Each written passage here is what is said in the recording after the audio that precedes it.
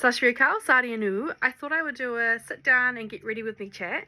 And I'm going to talk about being married to a Punjabi man and the biggest challenge we faced, which was getting the acceptance from his parents. Yeah, that was a whole thing, let me tell you. So I met my husband in 2013. We first started dating in 2014. We were working together. My husband is the only boy in his family. He is also from a village, Jundala. He only has one sister. So there was always that expectation that he would marry a Punjabi girl. And, you know, just all those social pressures of carrying on the family name, making sure he marries a Punjabi girl that knows like how to help look after his parents, all of that stuff really, which 18-year-old me had no idea about all of that. So I was kept on the down low for quite some time. I don't think he told his parents that he was even talking to me until, I'm gonna say, like 2018. Wow. What a little shite. So yeah, he didn't tell them. And when I was younger, I was like, he's not posting me on social media. Like, I want to be shown off. Like, I don't know why. When we're young, we like want to be shown off. It's so stupid. Like, he didn't tell them about me until, I honestly feel like it was either 2017 or 2018. He was like dropping hints or something. I don't know. And they were like, heck no, you are marrying a Punjabi girl, as always. You know, obviously there's a lot of social pressures. Obviously my husband knew that they would not be that accepting of me, as I'm a Gaudi, and he was expected to, marry a Punjabi girl. Oh, you're looking beautiful, handsome. And then obviously my husband, when he would go home and visit, I don't think he was visiting very often, unfortunately, like work reasons. But of course, I didn't realize the seriousness of it, like of a only son being with a white girl. So he only visited India maybe, I want to say like twice when we were dating, in the dating stage. So I'm guessing he just like shrugged it off when he was asked like, this is a potential match for you type situation. Anyways, so yeah, they definitely were not keen on me. Let's just say that when he finally let them know about me, they were like, heck no, you are not marrying a Gaudi. Do you know the scandal that will bring our family? That's one thing I have obviously noticed is that aunties like to talk. They like to gossip, hey, about other people's lives. Crazy to me. So yeah, I guess his family were worried about what other people would think of their only son marrying a Gaudi. Like, it is a big thing, especially back in 2017, 2018, even 2019. It was a massive thing. It still is a big thing, let's be real.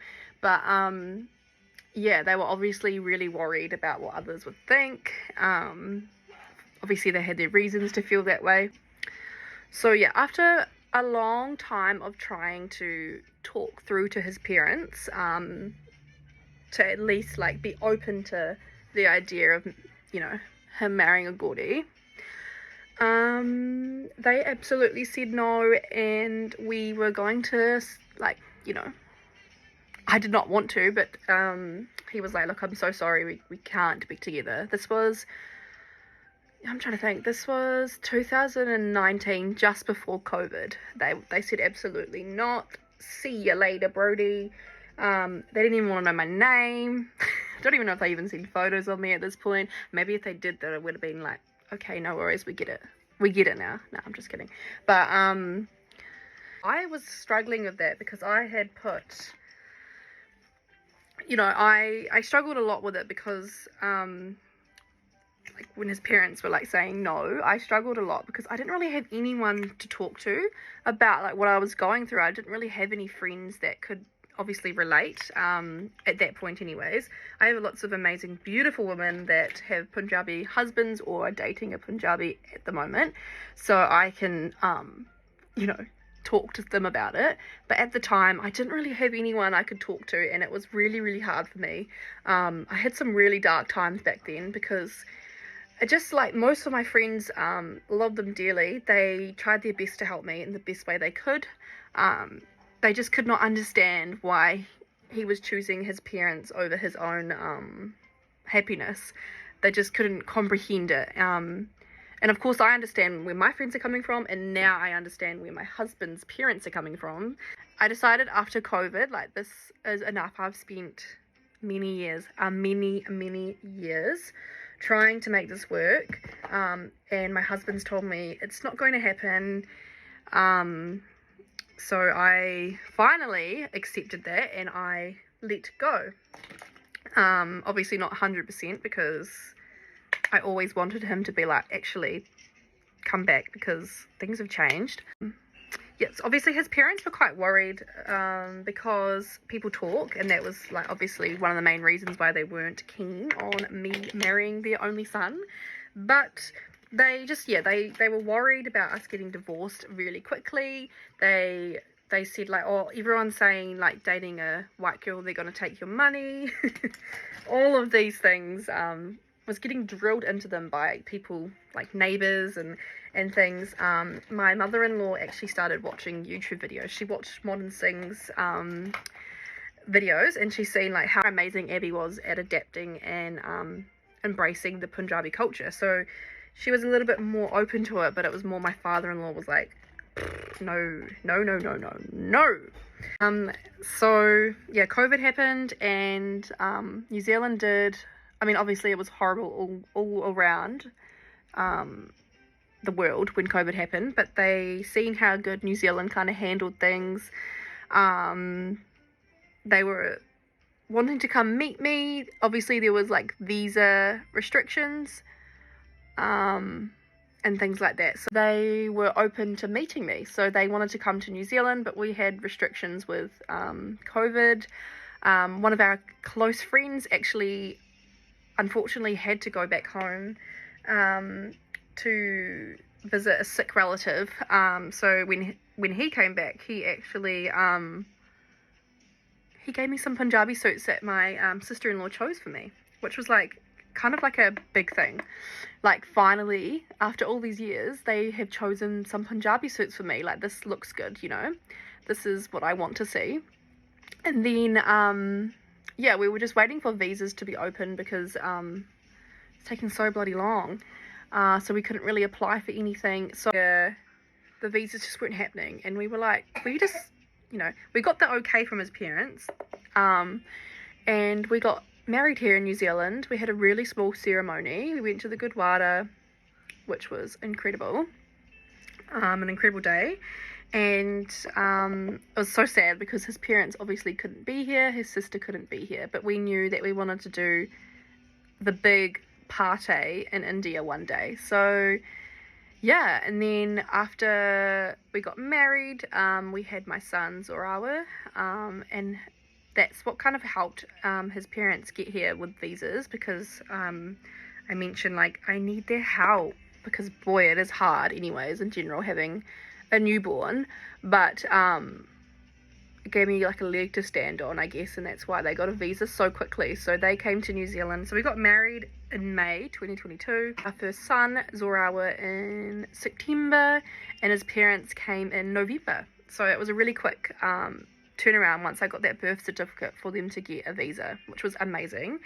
So that was the first time I met them, was when they met my son, which is really cool as well. It was kind of nice for the fact, like, there's obviously a massive language barrier. I'm still Punjabi sikh rahi hai. I am learning Punjabi. So there was always a language barrier, but because we had my son, it kind of like helped it, I guess, which was, yeah, it was a beautiful blessing in disguise. So my in-laws have come back to New Zealand on the visa. They got a grandparent visa, which was a 3-year visa, and they can come and spend up to 6 months at a time. And they have been here, how many times now? This is their 4th time. They've just come back. This is their 4th time. They were here when I was in so they were here when Zora was 2 months old. They were here when Zora was, I'm going to say like 7 months old.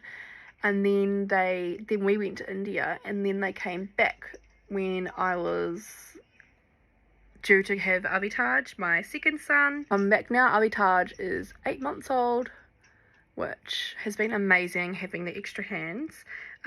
His parents are lovely. I should have mentioned that at the start. His parents are absolutely adorable. Like his mom especially, like I'm her biggest fan. Yeah, they're just amazing grandparents to my 2 boys. They are a godsend, honestly. I can't imagine doing it without them. Like low key, I would be struggling to say the least if I had to do this all with just my husband and I.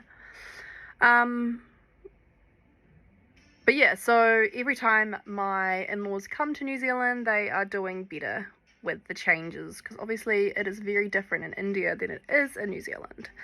And the fact that they're living here for us is crazy. Like they are adapting so well. Everyone is making sacrifices somewhere, if that makes sense.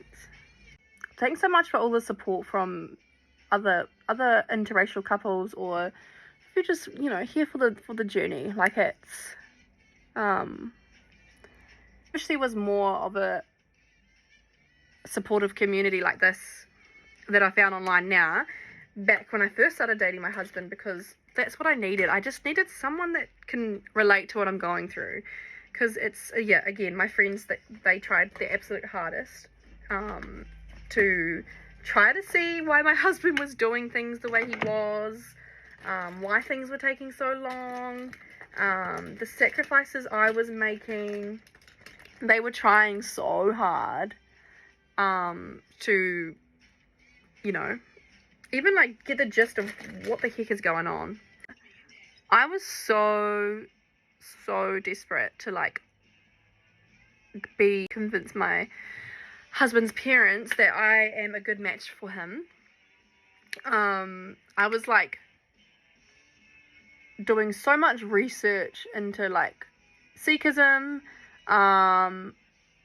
learning some Punjabi, like the greetings and things like that at that stage, so I could talk to them.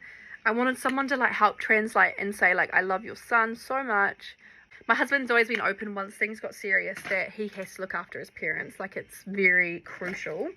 So I wanted to be like, that's fine with me. Like I will help you guys. And when you get older, if that's like your concern, like why you don't want us to be together, like one of the reasons why, I will give my absolute best.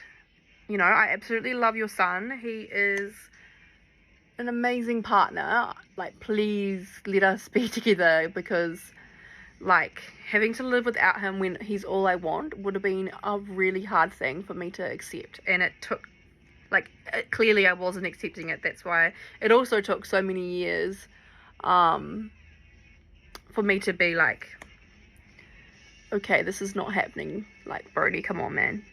Like, girl, honestly. Like, even my friends, they were like, girl, like, how many years has this been and nothing's changed? Like, you need to, like, again, they tried their best, so I'm not trying to bag them. But, like, my friends were like, girl, how many years have you been in this position and you're just falling more in love with him?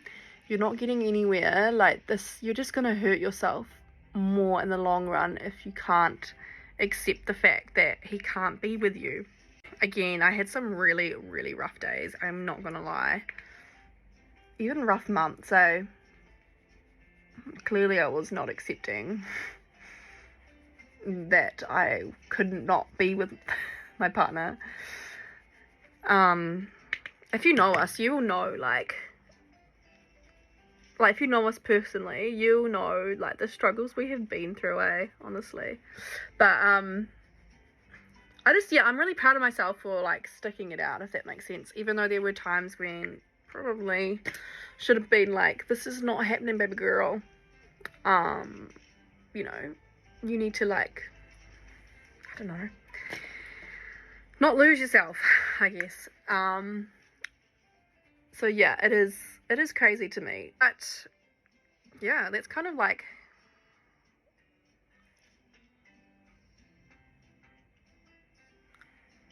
a shortened version of our biggest struggle, which was convincing his parents that we are a good match.